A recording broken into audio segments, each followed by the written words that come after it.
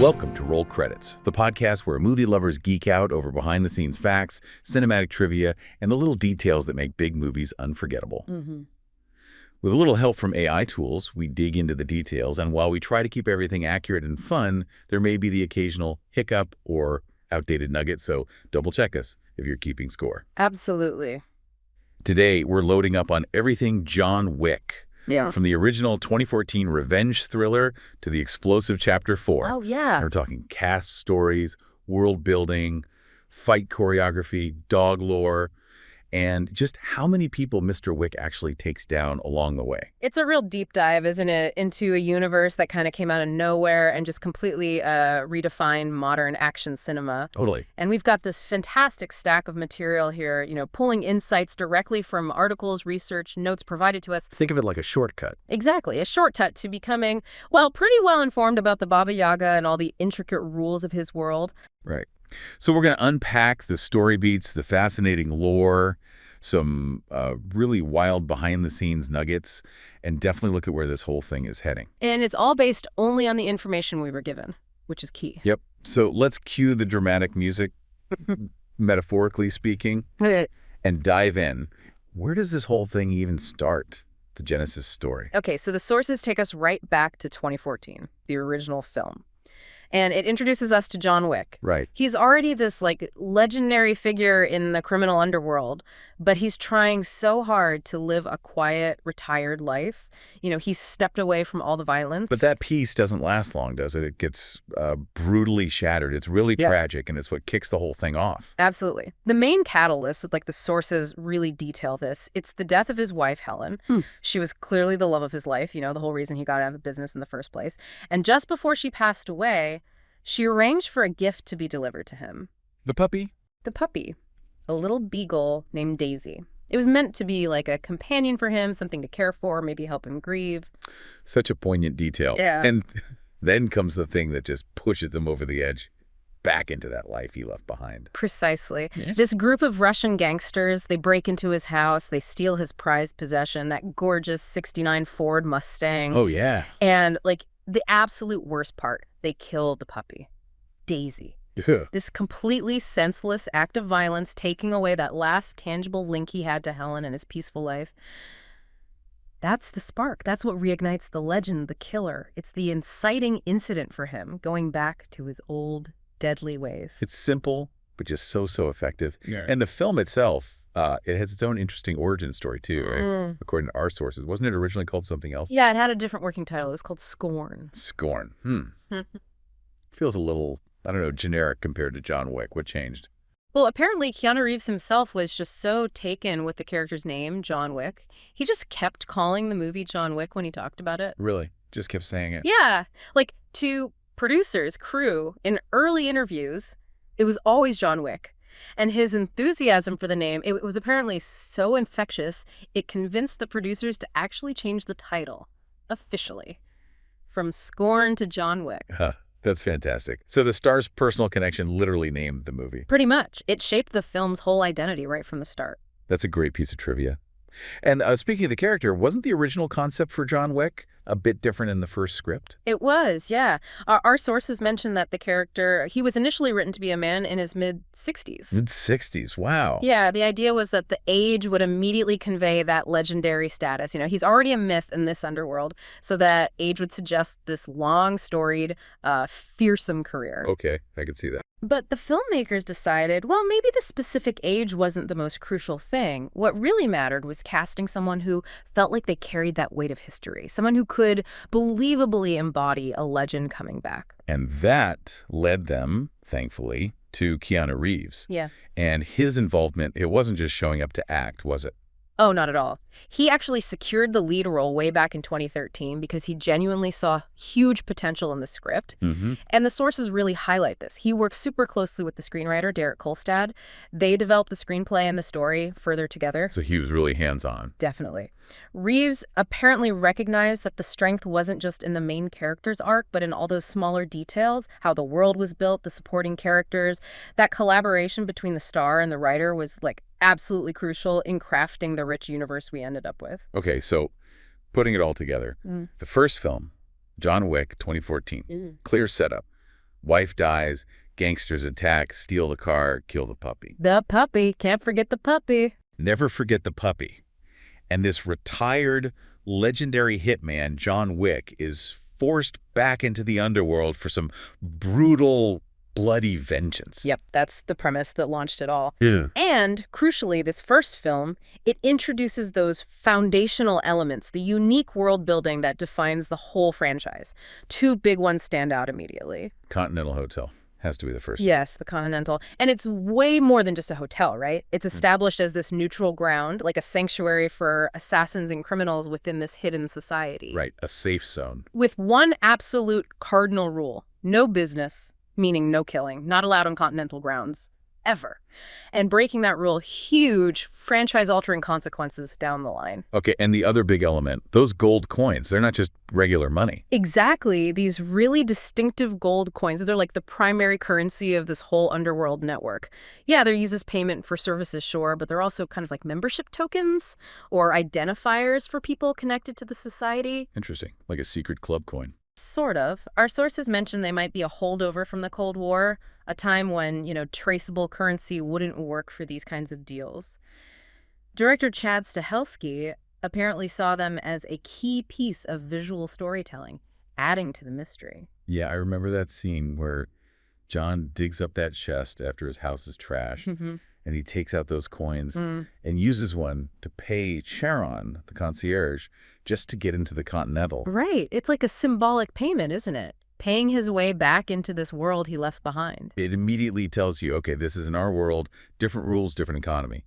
And production on that first one, it started late 2013, mostly in New York City. Right back. That's what the sources say. And when it came out, boom, reception was immediate, overwhelmingly positive. Yeah, it felt like a real moment. For sure. The sources really emphasized that this film marked a huge resurgence in popularity for Keanu Reeves. It reminded everyone why he's such a beloved action star.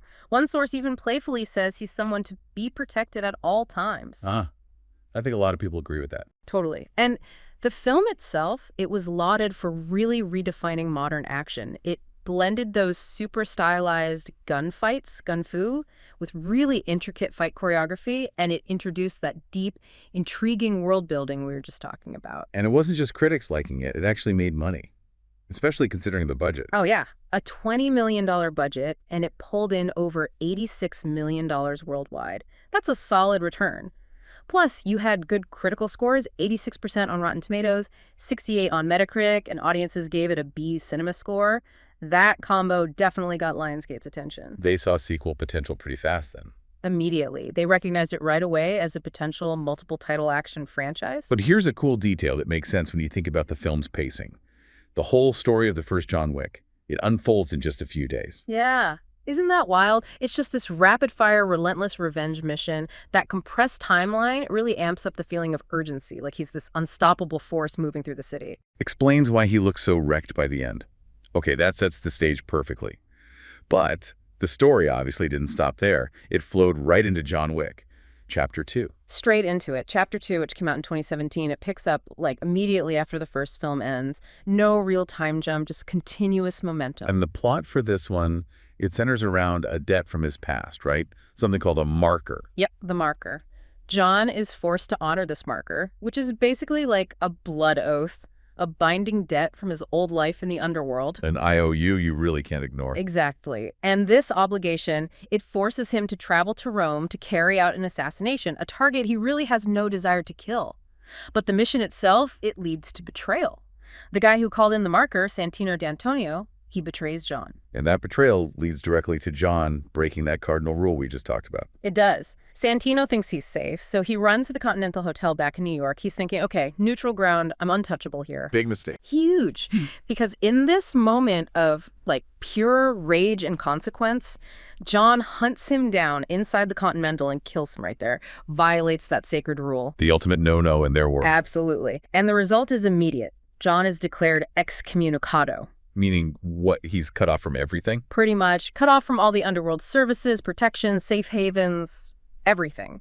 And a huge bounty is placed on his head. So this film, Chapter 2, it clearly upped the scale and the ambition quite a bit. You can feel it. Definitely. Development started super quickly after the first one was such a surprise hit, and you see that increased ambition in the budget. It basically doubled to $40 million. Wow. Yeah, and the sources note this bigger budget really contributed to the more impressive and memorable production design and the way the story played out. And filming locations expanded too, beyond just NYC. They went to Rome, used those amazing ancient backdrops, and also filmed in Montreal. And this is where the franchise really started leaning into the mythology, right? Expanding on what the first film hinted at, like doubling down on the John Wick universe rules, as one source put it. Totally. Director Chad Stahelski was pretty open about his influences for this one. He mentioned spaghetti westerns influencing the dialogue's pacing, the way characters hold those silences. Those pauses definitely add weight. Right. He said he deliberately used pauses to let the audience kind of sit with it, appreciate the weight of John's legend, the mythology building around him. And you see that right near the start, don't you? With that great line from Abram Tarasov. Oh, yeah, classic line. Early in the film, Tarasov says, John Wick is a man of focus, commitment, and sheer fucking will. Sets the tone perfectly. It really does. It just cements his reputation instantly. And the sources point out that the close-up shot of Keanu that follows isn't just random. It's meant to visually emphasize that exact point about his character's sheer will. Beyond the world building, the action also evolved quite a bit in Chapter 2. The choreography. Oh, yeah. Stahelski, coming from a stunt background, he talked about broader influences like dance and musicals. He even mentioned Jackie Chan told him early on, go watch dance. Jackie Chan said that, too. Yeah. So the idea, even from the first film, was for the action to feel like a live performance based on dance, with rhythm and flow. And that comes through incredibly clearly in that climactic museum shootout. That sequence is something else. Okay, this is where it gets really cool and kind of nerdy. The sources reveal that specific sequence. It was meticulously timed to Vivaldi's Four Seasons. The volley in a gunfight. Yeah. Stahelski had the piece recomposed, specifically taking out the percussion. And then the filmmakers timed John Wick's gunshots to effectively become the percussion for the classical music. Wait, so the gunshots are the drum beat? Yeah. Insane. Isn't it? Stahelski admitted, yeah, probably not many people would consciously pick up on it, but it was like a deliberate creative challenge for them. It just shows the level of detail and artistry they were putting into the action and the editing. That is absolutely next level. I'll definitely be listening for that next time I watch it. Yeah. Any other notable character choices in this one? Performance things? Yes. A really specific one for Ruby Rose's character, Ares. They decided to take away all her spoken dialogue. She communicates entirely through sign language. Why did they do that? Stahelski's reasoning, apparently, was that he didn't want her to just be another henchman spitting out, quippy lines. He wanted something different. And Ruby Rose was okay with not speaking? Totally trusted his vision, yeah. Stahelski praised her for being able to convey so much just with her face and her eyes. He even shared a funny story about prepping for it. Oh, yeah? They asked a sign language expert, okay, how do you, really curse someone out using sign language? Which apparently resulted in some awesome and really angry signing on screen. Gave her character this unique, silent menace. That's brilliant. So Chapter 2 clearly built on the first one successfully. How was the reception overall? Really strong. While the first film was crucial for setting up the world, some sources actually felt Chapter 2 might have surpassed it as a pure cinematic experience, citing the execution, the scale. Interesting take. And financially, it did great. $174 million worldwide on that $40 million budget.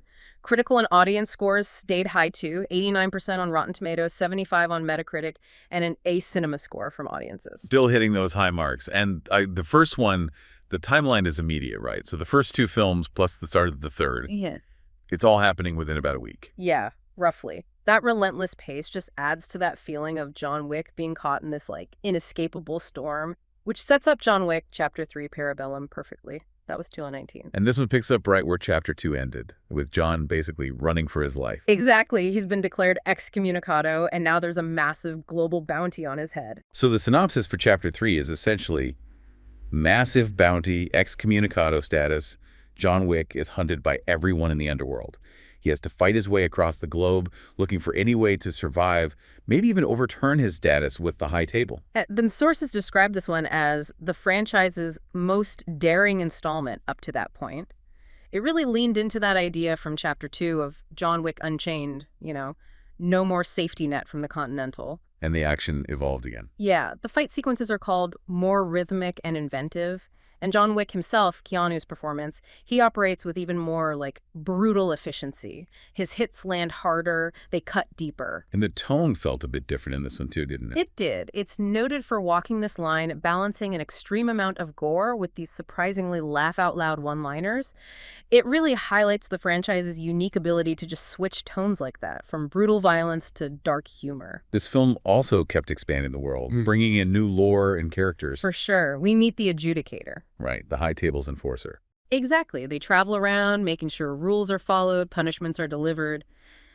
We also meet Zero, this incredibly skilled assassin who, kind of weirdly, is also a massive John Wick fanboy. Yeah, that Zero fanboy thing.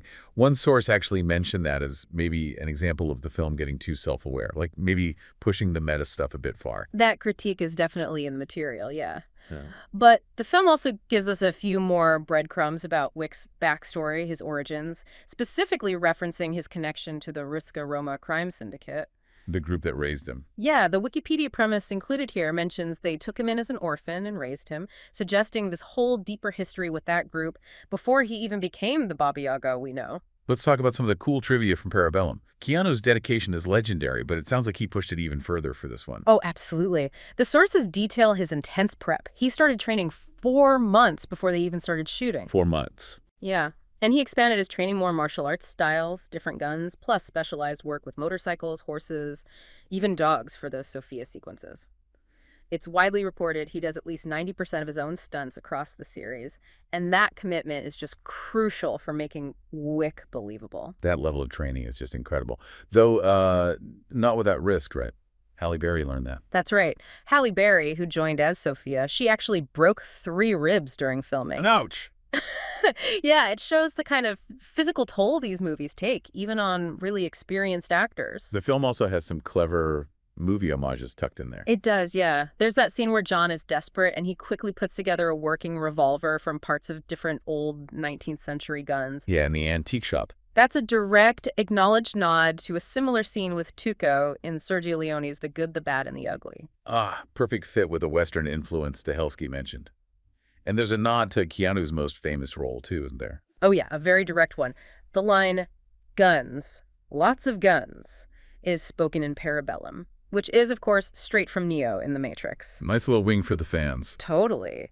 And speaking of the intense stunts, like Wick getting hit by cars, Keanu had a pretty funny and practical take on doing those himself. He did. What'd he say? When asked about it, he apparently joked that, yeah, he would have done them, but the result would be hospital. He added something like, I could have maybe done it once, but that would have been it for me. Huh. Smart man. Good thing for stunt doubles. So Parabellum kept the success going. Big time. It became the highest-grossing one yet, bringing in over $328 million worldwide. Budget was around $75 million. And reception stayed strong, 89% Rotten Tomatoes, 73 Metacritic, A Cinema score. Still nailing it. And didn't Chad Stahelski say something pretty definitive about the ending of this one, even before it came out, about where things were headed? He did. He made it pretty clear that his vision, if the series continued, was not heading towards sunshine and rainbows. He basically said, no happy ending, he's going to kill everyone. Whoa. Setting expectations there. Yeah, it definitely set a certain tone for what Chapter 4 might bring, hinting that piece was probably not on the menu for John. Which brings us right to the latest main installment, John Wick. Chapter 4. From 2023. And this one feels like a massive global escalation. It really does. Chapter 4 takes John's fight against the High Table truly worldwide. He's not just reacting anymore. He's actively going after the most powerful players in that whole underworld hierarchy across different continents. And there's a new main villain embodying that high table pressure. Right, the Marquis de Gramont. Introduced as this ruthless personification of the High Table's power and the massively increased bounty on John's head. So the synopsis for Chapter 4 really boils down to John seeking a final, definitive way out. Freedom from his obligations. Exactly. Freedom from the High Table's control, which leads him to challenge the Marquis to this incredibly high-stakes, formal duel. Getting this one made had some twists and turns, too, didn't it? It did. Apparently, talks about a 4th movie were happening even before Chapter 3 came out. Partly because Keanu's condition for continuing was always that the film stayed successful and creatively interesting. Makes sense. So Lionsgate officially announced Chapter 4 super fast, like during Parabellum's opening weekend. But there were some delays. Yeah, a couple of notable ones. Chad Stahelski committed to directing The Matrix Resurrections, which pushed back the start date for Wick 4. And the script process was interesting, too. It started with a 100-page scriptment. A scriptment? What's that exactly? Like a script treatment hybrid? Yeah, pretty much. It's like a super detailed outline, way more fleshed out than a standard treatment, but not quite a full screenplay with all the dialogue and scene descriptions yet. Right. It maps out all the story beats, key sequences, everything in detail. Got it. A really detailed roadmap. Exactly. And the final script was written by Shay Hatton and Michael Finch, which was a shift because Derek Kolstad, the series creator, had written the previous ones. And that global story scope, mirrored by filming all over Paris, Berlin, Japan, and back to New York City. And this film brought in some amazing new cast members who really made an impact. Oh, definitely. A fantastic lineup joined the party. Donnie Yen as Kane. Incredible. Yeah, the blind but unbelievably skilled assassin who's kind of reluctantly tied to the high table, forced to fight John. Rina Sawayama played Akira, the super sharp manager of the Osaka Continental. And daughter of. Shimazu Koji, played by the legend Hiroyuki Sanada. Koji runs the Osaka Continental and is an old friend of John's. Then there was Shamir Anderson as the tracker, or Mr. Nobody. The guy with the dog. The guy with the dog, who kind of operates based on the bounty system. And Bill Skarsgård was just chilling as the main villain, the Marquis de Gramont, embodying all that high-table arrogance and power. What a cast. And the action in Chapter 4, maybe the most ambitious yet. Arguably, yeah. Just groundbreaking stuff. There's actually a cool stealth homage in there to the cult classic The Warriors. Oh, really? Remember that scene with the Parisian radio DJ broadcasting updates on the bounty on John Wick's head, how it keeps increasing? Yeah, that was awesome. Yeah. Built so much tension. Well, that directly mirrors a similar narrative device and that kind of tense atmosphere from The Warriors. It's a neat little nod. I love that. And what about that insane top-down shot sequence? With the dragon's breath shotgun? Oh, yeah, the one in the Paris apartment building. Visually stunning. Stahelski actually confirmed that the inspiration for that specific sequence, the camera angle and the action design, came directly from a video game called The Hong Kong Massacre. A video game? No way. Yeah. It shows they're pulling inspiration from everywhere, not just other movies. Video games, dance, mythology. It all feeds in. That's fascinating. Yeah. Any other cool behind-the-scenes bits from this one? A few good ones. That Paris subway station where John meets the Bowery King and Winston. It's a real place, Port de Lila. Apparently, it's used a lot in films because it has this disused platform you can rent for shooting so you don't mess up the regular train schedule. Super practical for filmmakers. Handy movie magic trick. Also, that amazing desert scene right at the beginning where John meets the Elder, filmed at a real rock formation. And the sources confirm, importantly, no digital effects for the landscape. Wow. What makes it even cooler is that it's the same iconic spot used in the classic David Lean film Lawrence of Arabia, another nod to film history. That's two classic film references just Yeah. in this one movie. Amazing. And sadly, Chapter 4 has that very poignant note attached to it, too. It does, Lance Reddick. The film was his final completed role. He played Chiron, the unflappable continental concierge, so perfectly. Such a loss. Truly. His passing was just a week before the film came out. The filmmakers confirmed they added a dedication card at the end of the credits for him, and the cast wore blue ribbons at the premiere. And the sources also confirm he did film scenes for the upcoming Ballerina spinoff, so thankfully we'll see him as Charon one more time. That's good to hear. It was heartbreaking, and it's a real testament to his impact, how the franchise honored him. Okay, now here's a detail about John Wick himself in Chapter 4 that's kind of surprising. But dialogue count. Yeah. It's famously low in this one. It really is. Keanu apparently made a conscious choice, worked with Stahelski, to significantly cut down his character's lines in the script. Across the entire movie, which is nearly 3 hours long, John Wick speaks only 380 words. 380 words Yeah. in almost 3 hours. That's staggering. It is. And what's even wilder is that almost a third of those words are just single words, often just... Yeah. Just, yeah. Yeah. Wow. That makes the few times he actually does speak really carry weight. What was his longest line in the whole film?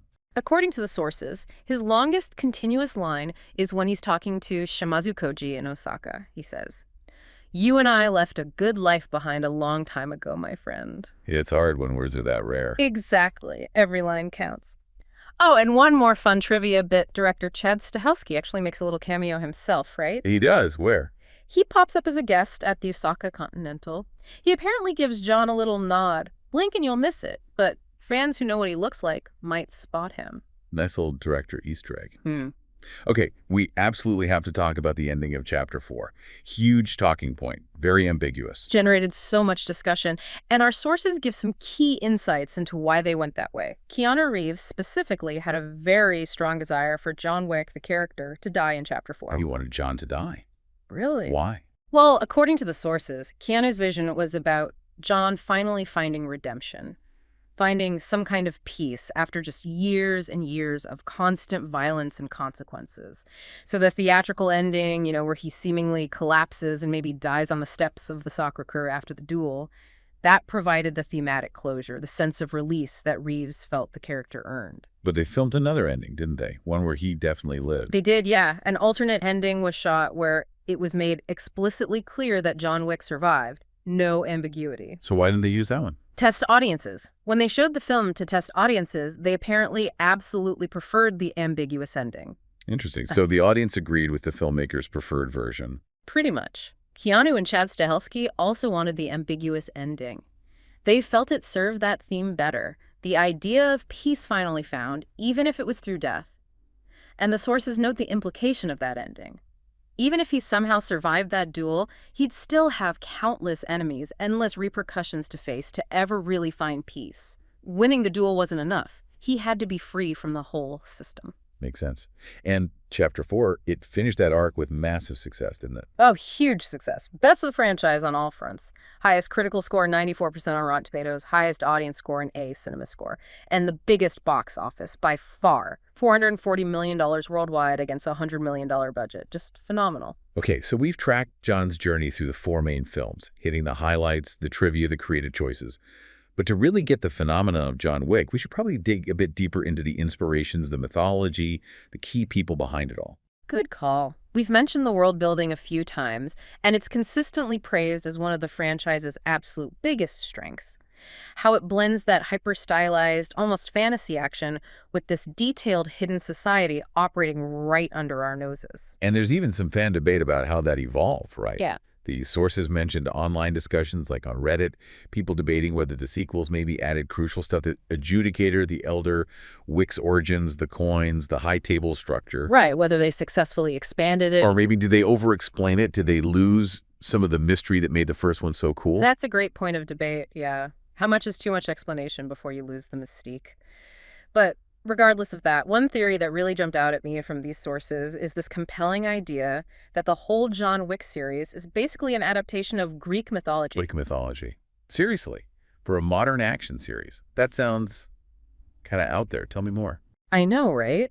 But the parallels the sources lay out, they're surprisingly strong, really believable, actually. The core idea is that there are these striking connections between the films and classic Greek myths, especially Homer's Iliad. Okay, I'm intrigued. Give me some examples. What are the connections? All right, let's start with John Wick himself. His whole journey, it's seen as mirroring the legend of Hercules. Hercules, how so? Well, both are presented as these seemingly unstoppable warriors, right? Huh? Capable of impossible feats, earning legendary status. Then, after they retire, their wives die. Wick's wife Helen dies naturally, while Hercules, driven mad by Hera, kills his wife Megara. But in both cases, the wife's death is the catalyst. It sends them back into conflict, back into violence. And there's even that potential visual nod in Chapter 2. A fight scene happens right near a statue of Hercules. Okay. That's a pretty strong parallel for the main character. What else? Well, there's Sharon, the concierge at the Continental. Lance Reddick's character. Right. He's seen as a direct allegory for Charon the boatman from Greek myth, the guy who ferries the souls of the dead across the river Styx into the underworld. And John Wick encounters his Charon right when he's re-entering the criminal underworld, using the Continental as his gateway. The ferryman to the underworld. Yeah, that fits perfectly with the Continental being the entry point. And the gold coins, how do they fit? The gold coins slot right in, too. They're linked to that ancient Greek custom of putting a coin and obol in the mouth of the dead to pay Charon for passage across the Styx. Right, payment for the ferryman. Exactly. And John digging up those buried coins from his past and using one to pay his Charon to get into the Continental Hotel, which totally symbolizes the criminal underworld. It lines up almost perfectly with that myth. Wow. Okay, that adds a whole new layer to the coins in the hotel. Keep going. It does. Then there's John's suit, that custom-made, tailored, bulletproof suit he gets in Chapter 2. It's seen as representing Hercules' lion hide. From the Nemean lion? The very one. The hide was supposedly impenetrable armor, just like Wick's suit gives him this incredible, almost supernatural protection in fights. And like the hide, Wick really only puts on his special suit when he's gearing up for battle. So the suit isn't just style, it's his mythological armor, his hide. Exactly. Even the big structures have parallels. The 12 seats of the high table, possibly reflecting the 12 Olympian gods, the most powerful deities in the Greek pantheon. The sources point out visual cues, like Santino D'Antonio standing right in front of statues of the 12 Olympians in Chapter 2, suggesting it's maybe a deliberate visual link. Okay. What about Winston, head of the Continental chain? Winston is potentially an allegory for Hades, the god who ruled the underworld. The kingpin. Right. Winston is the authority figure in the film's criminal underworld, and sources point out Winston doesn't seem to be part of the high table hierarchy itself, similar to how Hades, while powerful, wasn't usually counted among the 12 Olympians living on Mount Olympus. And the Continental itself, like we said, symbolizes the underworld, both criminal and mythological. It's this sanctuary, but breaking the rules leads to severe consequences, echoing punishments in Hades like Sisyphus pushing the rock forever. That connection for Winston on the hotel feels really strong. There's more. That fight scene in the Roman catacombs in Chapter 2, noted for its labyrinthine structure, it mirrors the maze Theseus faced when he fought the Minotaur. Wick faces an army, not one beast, but the visual parallel to a mythological labyrinth seems clear. Okay, this Greek mythology theory is holding up surprisingly well. Any other character links? Yep. Ruby Rose's character in Chapter 2 is named Ares. The god of war. Right, and sources note that in Greek myth, Ares, even though he was Zeus's son, was often kind of disliked or held a lower position among the gods, which mirrors Ruby's character, who, while skilled, works for the main villain, Santino, rather than being her own major force. Makes the name feel very intentional, doesn't it? It really does.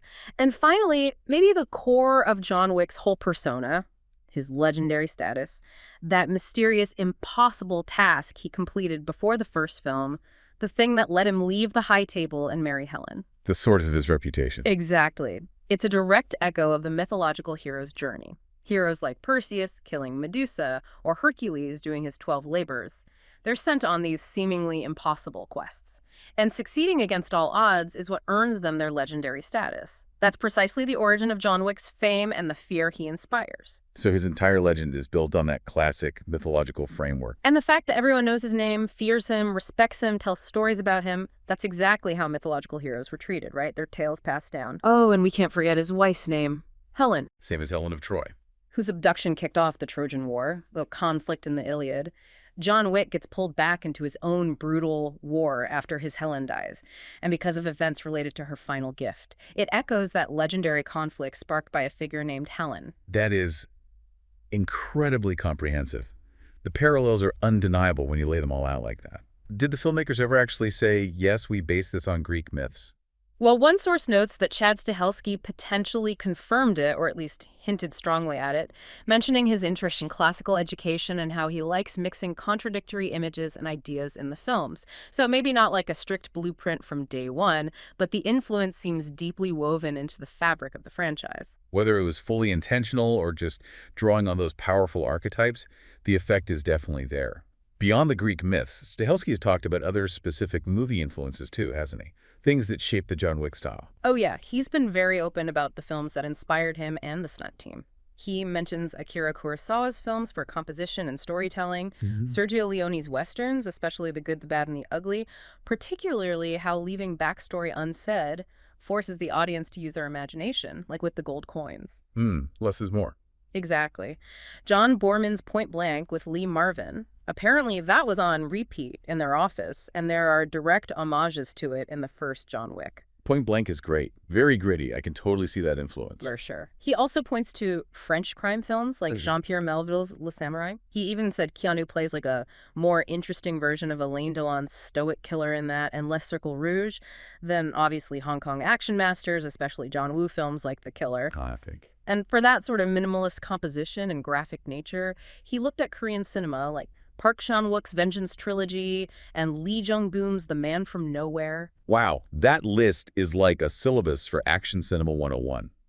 It really shows the depth of thought and the diverse traditions that went into creating that unique John Wick feel. It shows they were definitely drawing from the best. Okay, let's shift gears slightly and talk about the key people who brought this all to life based just on what our sources tell us. First up, the man himself, Keanu Reeves. Known for so many iconic roles, The Matrix obviously being huge, and we already heard his enthusiasm basically named the first movie. Yeah, and beyond that, he's just celebrated for his incredible dedication to the role, especially the physical side. Our sources consistently highlight the insane training he does. Judo, Brazilian jiu-jitsu, tactical firearms, stunt driving, you name it. And it's widely reported and vital for the character's believability that he performs at least 90% of his own stunts throughout the series. That commitment really sells it. You believe he is John Wick doing those things. And the franchise was definitely a massive comeback for him in terms of mainstream popularity. Absolutely. And like we discussed, his involvement was deep right from the start. Working on the script with Kolstad, he also had a really clear vision for his character's journey, especially wanting John to find peace, ideally through that thematic death. In Chapter 4, he even deliberately cut down his own lines to serve that story. That partnership with Stahelski seems key. Totally. He said he wouldn't do a Wick film without Chad, and he really believed it felt right for John to find peace at the end of Chapter 4. But his involvement isn't completely over, even with that ending. Apparently not. He's confirmed to reprise the role somehow in the upcoming Chapter 5, and he's definitely voicing the character in that animated prequel film. Okay, and the other key figure, Chad Stahelski. He's really the driving creative force behind the camera. Essential. Directed all 4 main films, technically co-directed the first, but got sole credit later from the DGA. He works super closely with Keanu on shaping the whole vision. And his background as a top-tier stunt coordinator, plus his deep knowledge of global action, martial arts, dance, even musicals. That all feeds directly into the franchise's unique style, the fight choreography, the look, the pacing. He's known for those really meticulous details too, right? Like timing fights to music. Yes, those kinds of creative choices are definitely his signature. He's also been pretty open about the whole process, talking about alternate endings for Chapter 4, reasons for delays, and now he has this broader oversight role for the entire John Wick franchise at Lionsgate, alongside producers Basil Iwanek and Erica Lee. They're the team ensuring creative direction and consistency across everything. So he's kind of the guardian of the Wickverse now. What's his direct involvement in the upcoming stuff? Stahelski is confirmed to direct John Wick, Chapter 5. He's also overseeing that standalone Kane film with Donnie Yen, and he plans to direct episodes of the new TV series, John Wick, Under the High Table, including the pilot. He's busy. Very. He did mention needing that break between Chapter 4 and 5, though. Wanted to do other things, grow as a filmmaker, felt he couldn't just jump into making 2 meaningfully successful and separate installments back-to-back without some space. He feels Chapter 5 needs a fresh approach. That makes sense. Okay, that gives us a great picture of the core team. Now let's look ahead. Because the John Wick universe is officially expanding. A lot. Multiple projects confirmed, according to our sources. Oh yeah, Lionsgate is definitely all in on building out this world. They're planning like a regular cadence of John Wick stuff, all overseen by Stahelski, Iwanek, and Lee to keep it consistent. Okay, let's run through the confirmed spin-offs and series. Starting with the first movie spin-off, which is actually already out. Right, that's from the world of John Wick Ballerina. Sources say it came out June 6, 2025. Stars Ana de Armas as Eve Maccaro. She's presented as both a ballerina and an assassin, raised in that Risco-Roma syndicate, the same one John Wick has ties to. And its place in the timeline is really specific? It is. The story happens chronologically between Chapter 3 and Chapter 4, and the plot involves Eve seeking revenge for her father's death. Which, yeah, sounds kind of similar on paper to John's motivation in the first film. But the character's meant to be different. Supposedly, yeah. Ana de Armas was apparently key in adding more humanity, presenting Eve as someone still finding her place, figuring things out, described as like 2 sides of the same coin compared to John. De Armas also handpicked Emerald Fennell to work on the script. And crucially for fans, Keanu Reeves does show up as John Wick in a supporting role. Who directed it? Len Wiseman directed, but the sources note Stahelski had significant oversight and actually directed major reshoots and additions himself, shaping the final action sequences, apparently without Wiseman's involvement towards the end. Interesting. The sources gave scores for Ballerina. 76% Rotten Tomatoes, 59 Metacritic. Okay, what's the next confirmed spin-off film? An untitled Kane film. Officially in development, starring Donnie Yen reprising his role as the blind assassin Kane from Chapter 4. Yes, he was amazing. And this one is definitely set after Chapter 4. Correct. The story takes place chronologically after the events of John Wick, Chapter 4. It follows Kane now that he's supposedly free from his high table obligations, and the plot will likely pick up on that post-credits scene from Chapter 4. Where Akira is coming after him. Exactly.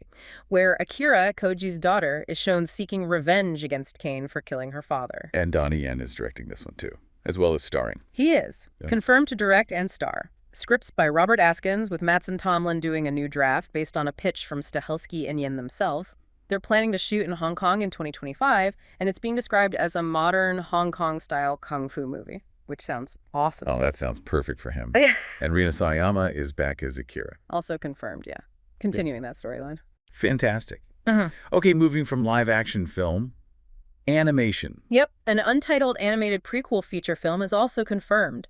Stahelski originally thought about it as a TV series, but decided an anime-style feature film was actually the best fit for the kind of story they wanted to tell. And this goes way back in the timeline, further than anything else. It does. The plot is set chronologically before the very first John Wick movie. It's going to actually show John Wick completing that legendary, impossible task. The thing that let him leave the life and marry Helen. The very one. The monumental challenge that earned him his freedom and his reputation as the Baba Yaga. The event that was only ever talked about in the films. So we finally get to see the origin of the legend. And Keanu's involved? Keanu Reeves is confirmed to reprise the role, providing the voice for John Wick. Shannon Tyndall is directing. Vanessa Taylor's writing the script. Very cool. Okay, shifting from film to TV. There's another series coming, separate from the Continental prequel we already saw. Yes, this new one is called John Wick, Under the High Table. And Stahelski's been clear, this is separate from the Continental, which he and Keanu apparently had only minor input on. For this new series, Stahelski says he's much more involved in creating it, guiding it, and he plans to direct some episodes, including the pilot. Will John Wick himself be in this series? No. Sources explicitly state the character of John Wick will not be part of the plot. Instead, the show is being developed to feature supporting characters from the movies in starring roles. People like Kane, Akira, the tracker Mr. Nobody are mentioned as possibilities who might show up. So it's really about fleshing out the wider world, the other players under the high table. Exactly. Chronologically, it's set after Chapter 4. The story will apparently involve new characters trying to challenge or usurp the High Table's power, while some returning characters might be trying to maintain the status quo or just navigate the chaos. Stahelski also mentioned it's a chance to explore all the different criminal organizations and cultures around the world. Italian, French, Japanese, Chinese, Middle Eastern, Indonesian, Russian influences were hinted at. Robert Levine is the showrunner. That sounds like a great way to really expand the scope of the universe. Yeah. Okay, and finally, the big question. John Wick. Chapter 5. Is it officially happening? It is confirmed. A fifth main John Wick film is officially in development. Lionsgate first announced it way back in August 2020. There was an initial plan to shoot it back-to-back with Chapter 4, but yeah, that got delayed. Why the delay after Chapter 4 came out? What was the reasoning? Chad Stahelski explained that both he and Keanu wanted a break, basically. Chance to do other projects after being deep in Wick 4 for so long. But more importantly, Stahelski felt he needed time. Time to gain more experience as a director, get some creative distance before tackling another main chapter. He said he felt he couldn't just immediately make two meaningfully successful and separate installments without that time to recharge and grow artistically. That makes a lot of sense, actually. Protect the quality. Right. So script work for Chapter 5 officially started up again in November 2023, and its development was confirmed again at CinemaCon in April 2025. Keanu Reeves is back as John Wick. Chad Stahelski is back to direct.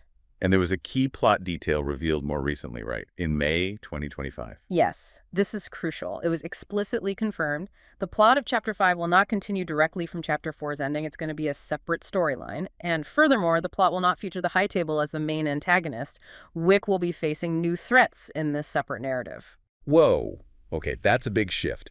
A completely new story, new villains, moving beyond the High Table structure that defined the first 4 films. It definitely suggests a new direction, a new phase for the character in the universe.